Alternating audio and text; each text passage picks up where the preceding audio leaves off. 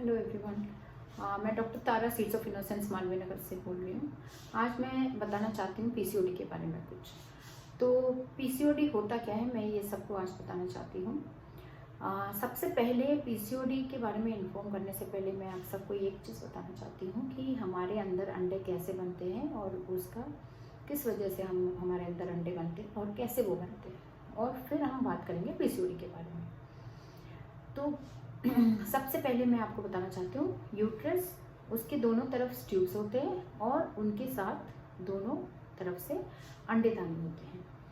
तो पीरियड्स के दूसरे दिन से एक नॉर्मल महिला के अंदर पीरियड के दूसरे दिन से ही अंडा बनने लगते हैं, जो कि हमारे शरीर के अंदर से हार्मोन रिलीज होते हैं, जो हमारे ब्रेन के अंदर से हार्मोन रिलीज होते हैं जिसको कहते हैं एफएसएच। उस वजह से हमारे दूसरे दिन से ही हमारे ओवरी के अंदर यानी अंडेदानी के अंदर फॉलिकल बनने लगते हैं, जो 2 हफ्ते तक वो बड़े साइज का हो जाते हैं। बढ़ते बढ़ते जैसे वो कुछ पर्टिकुलर साइज के हो जाते हैं, हमारे बॉडी के अंदर एक दूसरे हार्मोन जो कि एलएच कहते हैं, उसको एलएच रिलीज होते हैं, जिस वजह से ओवुलेशन होता है। ओवुलेशन मतलब अंडा बाहर निकल जाना। उस टाइम फर्टिलाइजेशन पीरियड होता है, और जब फर्टिलाइजेशन होता है तो पीरियड यूट्रस के अंदर एक लाइन फॉर्म होना शुरू हो जाता है, जो कि एम्ब्रियो इम्प्लांटेशन के लिए वो रेडी करते हैं अपने। तो अगर फर्टिलाइजेशन होता है तो वो एम्ब्रियो 4 या 5 दिन के अंदर ट्यूब से निकल के वो यूट्रस के अंदर इम्प्लांट हो जाता है। सो अगर लेकिन प्रेगनेंसी नहीं होता है तो ये लेयर निकल जाते हैं और पीरियड्स की तरह हमें आता है, मतलब उनके अंदर होता है। लेकिन पीसीओडी में क्या होता है कि पीसीओडी में दोनों अंडदानी के अंदर बहुत छोटे बहुत सारे फॉलिकल्स होते हैं, जो कि एक माला की तरह आपको दिखेगा इस तरह से अल्ट्रासाउंड में, छोटे दोनों तरफ होते हैं। वो ये किस वजह से होता है? ये इसलिए होता है कि हमारे बॉडी के अंदर जो एफएसएच और एलएच के हार्मोन होते हैं, इनकी इम्बैलेंस हो जाती है। एलएच हार्मोन बहुत हाई लेवल पे हो जाते हैं, जिस वजह से ये पॉलीसिस्टिक ओवरीज बन जाते हैं। और ये इस पॉलीसिस्टिक ओवरी की वजह से इसमें अंडा नहीं बन पाते, या इनकी ग्रोथ ऑप्टिमल साइज तक नहीं जा पाते, जिस वजह से एग फॉर्मेशन नहीं हो सकता है। और ऐसे पेशेंट्स को क्या क्या प्रॉब्लम्स हो सकते हैं? इन पेशेंट्स को एक्चुअली क्या क्या प्रॉब्लम्स हो सकता है, मैं आपको बता रही हूँ। पॉलीसिस्टिक ओवरियन पेशेंट्स को इरेगुलर पीरियड्स होते हैं, और वेट गेन होता है। वो इसलिए होता है कि इंसुलिन रेजिस्टेंस हो जाते हैं।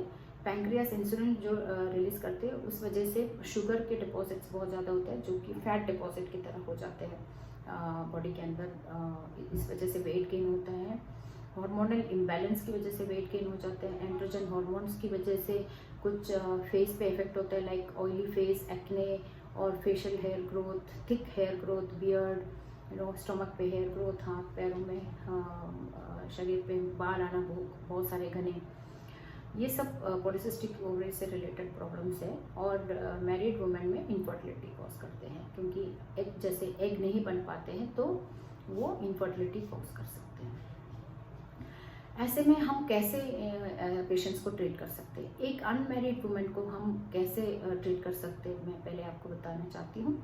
और एक अनमैरिड फीमेल जिसको पीरियड्स के प्रॉब्लम होते हैं, मतलब 3-4 महीने में एक बार पीरियड्स होते हैं, उनको हम हार्मोनल पिल्स से इसको रेगुलेट कर सकते हैं, जो कि हम आपको देना चाहिए 3 to 4 मंथ्स तक, या फिर मे बी 4 even 6 मंथ्स, तो to regulate the system hormonal balance. और इनको वेट का ध्यान रखना पड़ेगा, इनको कुछ एक्सरसाइज करने होंगे, जो कि वेट मैनेजमेंट प्रोग्राम के अकॉर्डिंगली इनको वेट मैनेज करना होगा। और diet plan strictly to sugar contents और कार्बोहाइड्रेट कंटेंट्स आपको कम करना पड़ेगा, और रेगुलर एक्सरसाइजेज। एंड ऐसे पेशेंट्स को आप मेटफॉर्मिन से ट्रीट कर सकते हो to control the insulin levels. और इस तरह से आप अनमैरिड वुमेन को ट्रीट कर सकते हो। और एक मैरिड कपल जो कि कंसीव करने की कोशिश करते हैं उनको एग्रेसिवली आपको ट्रीट करना पड़ेगा, क्योंकि ऐसे patients can have long standing infertility and anovulatory cycles जहाँ पे एग रिलीज नहीं होता है, उनको आपको एग्रेसिवली ट्रीट करना पड़ेगा। ऐसे पेशेंट्स को आप पहले IUI ट्राई कर सकते हो, या फिर फॉलिकुलर मॉनिटरिंग के साथ इनको आप नेचुरल कंसेप्शन के लिए काउंसिल कर सकते हो। Ovulation induction drugs like clomiphene citrate या फिर लेट्रोस गोनाडोट्रोपिन से आप इनको फॉलिकल स्टिमुलेट कर सकते हो by monitoring the follicles, size of the follicle and give a trigger to for the ovulation and to do a IUI। You have to do several cycles of IUI। आपको कुछ cycles, कुछ महीने तक IUI कई बार करना पड़ता है, क्योंकि कई बार ऐसा होता है कि एग की क्वालिटी नहीं अच्छी होगी, जिस वजह से प्रेगनेंसी नहीं हो पाती है, या फिर ओवम रिलीज नहीं होते, जो कि हम सिर्फ फॉलिकल को मॉनिटर कर सकते हैं, और इनके अंदर जो एग होते हैं वो हम स्कैन से नहीं देख पाते हैं। तो इसलिए आपको 2-4 साइकिल्स आपको IUI करके देखना पड़ेगा। अगर IUI में भी कंसीव नहीं होता है तो लास्ट ऑप्शन आपके पास IVF का है। और IVF, ऐसे पेशेंट्स को IVF में क्या क्या दिक्कतें आ सकती है और कैसे उनको ट्रीट करा जाता है।